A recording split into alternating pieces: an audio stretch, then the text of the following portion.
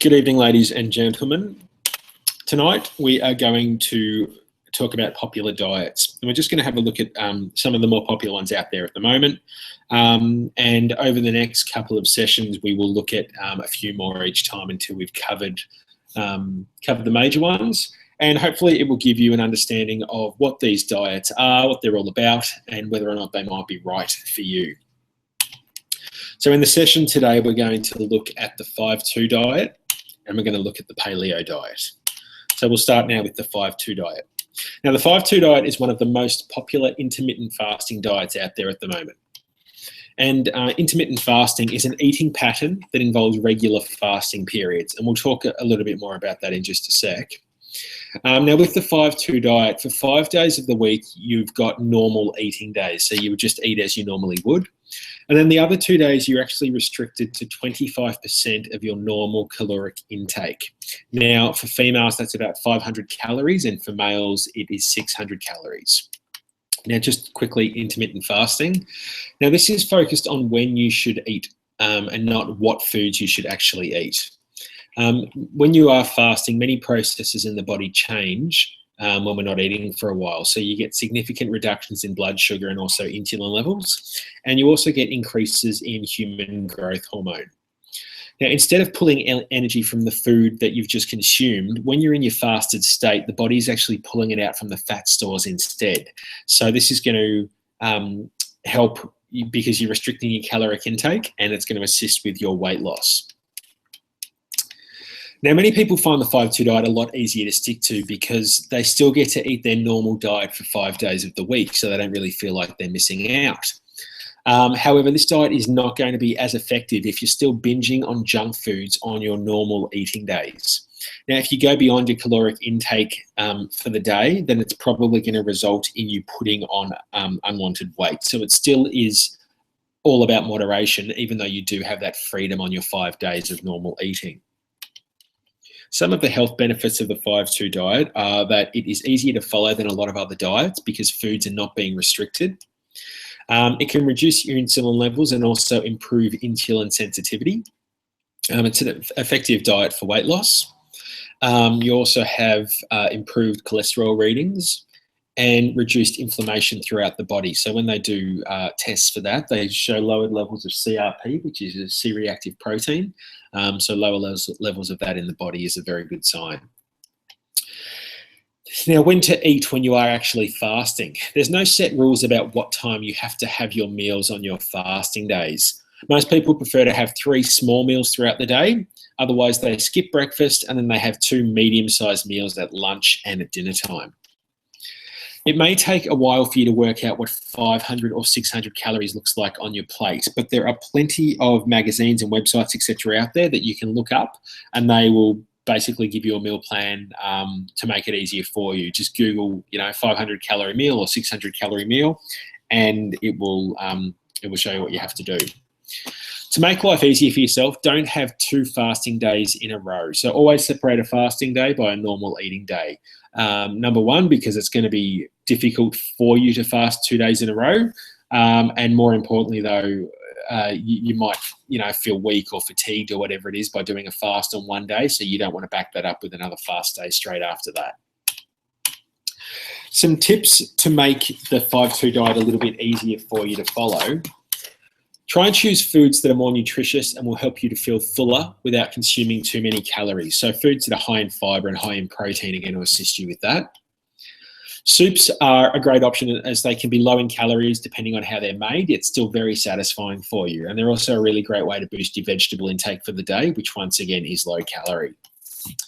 And because you're only fasting for 2 days each week, most people find that they're happy to eat the same things on their fast days. So for example, if you are fasting on a Monday and a Thursday, and say on a Monday you decide you're going to skip breakfast and you're going to have a chicken soup for lunch, and then for dinner you're going to have a tuna and egg salad. That's going to be your Monday meal. You're going to look at Thursday and you're going to come up with a completely different menu that fits your 500 calories, and that's going to be set. And then every time Monday comes around, you've got your soup and your chicken salad, or your soup and your egg salad, and because you're only having it once a week, you don't mind having the same thing every time that fast day comes around. So, I mean, you don't have to do it like that, but a lot of people do find it easier to have their menu set out for their fast days. Now, who should avoid doing any diet that involves fasting?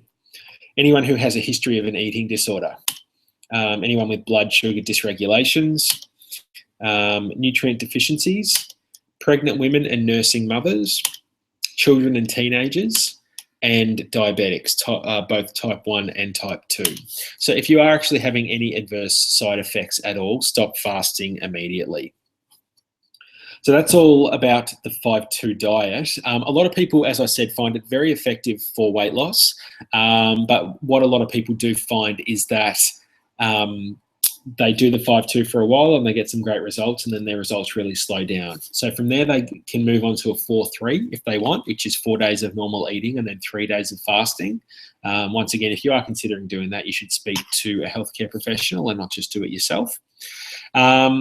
And a lot of people, another common one for people that are quite fond of intermittent fasting as a whole, choose to do something which is called 16-8. And that basically means that you're doing some sort of a fast every day. You basically stop eating at 8 o'clock every night, and you don't eat again until 12 o'clock the next day. So you're essentially skipping breakfast, and all of your meals are taking place between midday and 8 p.m. So skip breakfast, have, you know, a standard lunch, maybe afternoon tea and a standard dinner. You're still probably getting in all your calories for the day. You might be getting a few less. If you are getting less, obviously that's going to result in weight loss. But a lot of people find that doing this accelerates their weight loss. It increases their muscle mass. They've got extra energy. I guess one way to think about it is that when the body isn't concerned with digesting and, you know, dealing with all the nutrients and food that you've just consumed, it can actually focus on the other processes, like getting your blood sugar under control, getting your weight under control, dealing with all those hormones as it should. So another thing for you to look into and consider if that's the avenue you'd like to go down. But once again, always speak to a healthcare professional before you start any sort of diet. We're going to look at the paleo diet next. Now, paleo draws its principles from our ancestors who ate whole, unprocessed foods. They moved more, they slept better, and they stressed less. The diet is about recognizing our genetic predisposition and applying current knowledge of how different foods and activities are going to affect our body's function. Now, although we've evolved as humans, our genetics are still very similar to how they were thousands of years ago. So due to the agricultural revolution, people are eating more grains, so breads, pasta, rice, corn, etc., sometimes up to 7 serves a day. And on a paleo diet, these foods are seen as problematic. So what do you eat on a paleo diet? Paleo focuses on eating whole, unprocessed foods, grass-fed meat, free-range poultry, wild fish, vegetables, including your root vegetables, fruits and berries, nuts and seeds. Now, a paleo diet avoids grains, legumes, refined sugars, and dairy. However, dairy consumption really does depend on your individual gut health and whether you have any autoimmune conditions. So, without going into too much detail with those things, paleo people avoid those foods to control insulin sensitivity, to repair their gut, to increase nutrient absorption, and also to reduce any negative inflammatory effects that these foods might cause. Some of the problems with the paleo diet, these are people that do oppose this kind of diet. These are some of the things that they say, and I guess also how people on a paleo diet, refute those claims. The first one is that paleo diets contain a lot of meat, which can be unhealthy when eating too frequently. Now, while this is true, supporters of the diet say that while they do eat meat with most meals, it's only actually a small part of what's on their plate, with the majority of the food being vegetables. The quality of the meat would not be the same as the meat our ancestors ate. So, obviously, a lot of food today is full of hormones and antibiotics, etc. So those who can't actually afford to buy grain-fed, hormone-free meat are going to be doing themselves harm, because not only are they ingesting these, hormone and pesticide-laden foods, they're eating quite a lot of it as well. Paleo is more low carb than no carb, because your vegetables, as you may know, are still carbohydrates. But not all carbohydrates are the enemy. Grains and legumes are still very nourishing and satisfying, and they're not going to be problematic for all people. Now, the diet includes a high amount of healthy fat. So you've got a lot of olive oil, coconut oil, ghee, butter. This is what you cook with. You can use it on vegetables, etc. The diet also tries to maintain a healthy balance between your omega-3 and omega-6 fatty acids, which is really important. But a high-fat diet is not going to be beneficial for everyone. While high-fat diets have been really shown to be beneficial in weight loss and in helping a lot of other conditions, people that have conditions, if they have any sort of reflux, if they've got gallbladder issues, if their body doesn't process fat very well, then a high-fat diet is really not going to be advisable for those people at all. So the final word on the paleo diet. While it's not a bad diet, it's very restrictive of particular food groups, which, if not problematic to the individual, they can actually still be healthy in moderation. Paleo diet can also be very expensive, as it calls for organic foods, grass-fed meats, wild fish, etc. Now, the typical family may struggle to afford such luxuries on their budgets.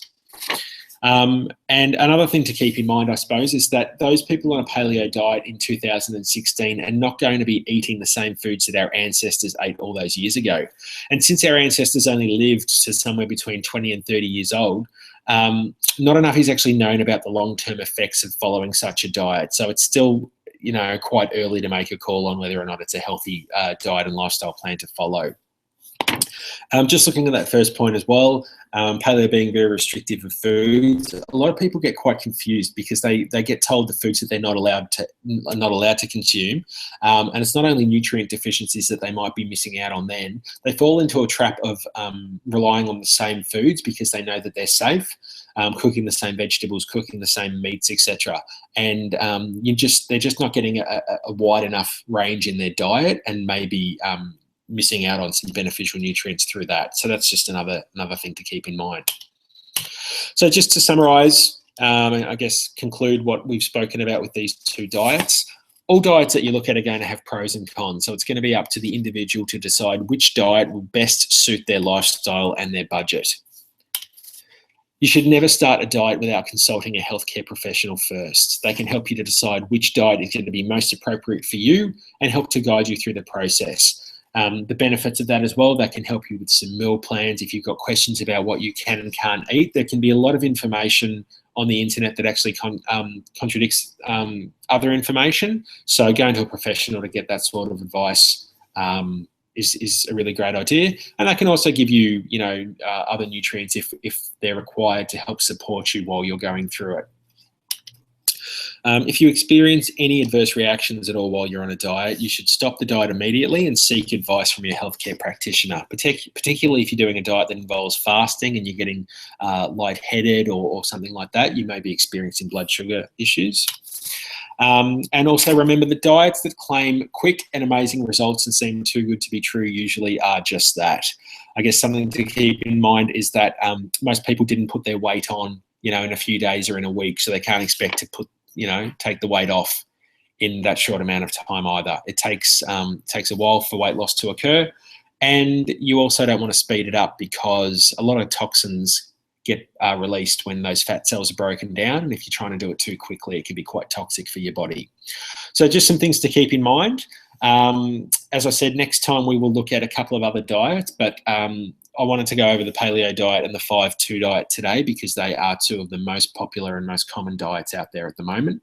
So hopefully they've provided you with a little bit more information about what they're about and has maybe steered you in the direction of choosing one over the other.